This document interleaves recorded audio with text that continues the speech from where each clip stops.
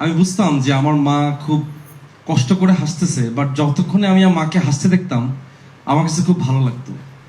So তখন থেকে আমার ইচ্ছা করতেছিল যে কাবিলার সাথে যদি কোনোভাবে আমার মাকে একটু দেখা করে দিতে পারতাম। তো সেই সুযোগটা তো আমার আর নাই। আমি অনেকভাবে চেষ্টা করছি, আপনাকে মেসেজ করছি, আপনার পেজে অনেক টেক্সট করছি, বাট স্বাভাবিকভাবে যেটা হয় আমাদের আদার টেক্সটগুলো আসলে দেখা হয় না খুব একটা। সো আমি যখন ওকে রেসপন্স করি নাই, ও তখন যেটা করলো কিভাবে ফেসবুক আইডি হ্যাক করতে হয় সেটা সে শিখছে। শিখার পরে সে আমার আইডি হ্যাক করছে, হ্যাক করে সে আমার সাথে যোগাযোগ করার চেষ্টা করছে।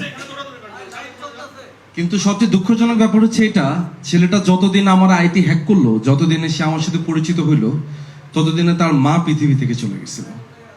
সো সে বললো যে ভাই, এটা আমার সারা জীবন একটা অসম্পূর্ণ একটা অনুভূতি যে আমার মায়ের সাথে আপনাকে কথা বলে দিতে পারলাম না, আমার মায়ের সাথে আপনাকে দেখা করে দিতে পারলাম না।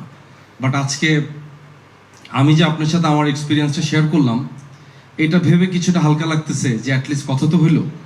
সো ব্যাচেলর পয়েন্ট নিয়ে যতবারই আসলে আমার এই এক্সপিরিয়েন্সটার কথা মনে হয়, ততবারই মনে হয় যে ব্যাচেলর পয়েন্ট মানুষের জীবনে কতটা গভীরে ঢুকছে।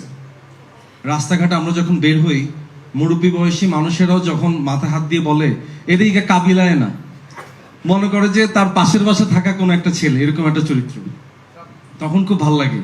কিংবা রাস্তাঘাটে যখন বাচ্চা ছেলেমেয়েরা যখন যায়, আমরা যখন শুটিং করি, পাশা বেড়ে দেখে বলতেছে এই এরকম করতেছে, তখনও খুব আনন্দিত হই যে একটা বাচ্চা বয়সী ছেলে থেকে মুরব্বী পর্যন্ত প্রত্যেকটা মানুষের হৃদয় ব্যাচেলর পয়েন্ট স্থান করে নিছে। ব্যাচেলর পয়েন্ট আজকে জিয়াউল হক পলাশকে এই জায়গায় নিয়ে আসছে। ব্যাচেলর পয়েন্ট জিয়াউল হক পলাশকে একটা অন্যরকম পরিচয় দিচ্ছে, সেটা হচ্ছে কাবিলা। সো আমি ব্যাচেলর পয়েন্টের প্রতি কৃতজ্ঞ। ব্যাচেলর পয়েন্টে আমার যতজন আর্টিস্ট আছে, আমার যত সহকর্মীরা আছে, প্রত্যেকটা মানুষের প্রতি আমি কৃতজ্ঞ। কারণ বয়সে আমি সবার থেকে ছোট ছিলাম সিজন 4 পর্যন্ত, এখনো ছোট। তারপরেও এখন তো যেহেতু শিমুল আসছে, তো শিমুল আবার আমার থেকে একটু ছোট, তা আমি বলতে পারি আমি একটু শিমুলের থেকে বড় আর কি। তো যারা আমার সহকর্মীরা ছিল প্রত্যেকে অনেক অনেক কৃতজ্ঞতা তাদের প্রতি। আপনাদের সাপোর্ট আজকে এখানে আসতে পারছি। এবং বিশেষভাবে কৃতজ্ঞ আমার মেন্টর, আমার পথ নির্দেশক কাজল আরিফিন অমি ভাইয়ের প্রতি।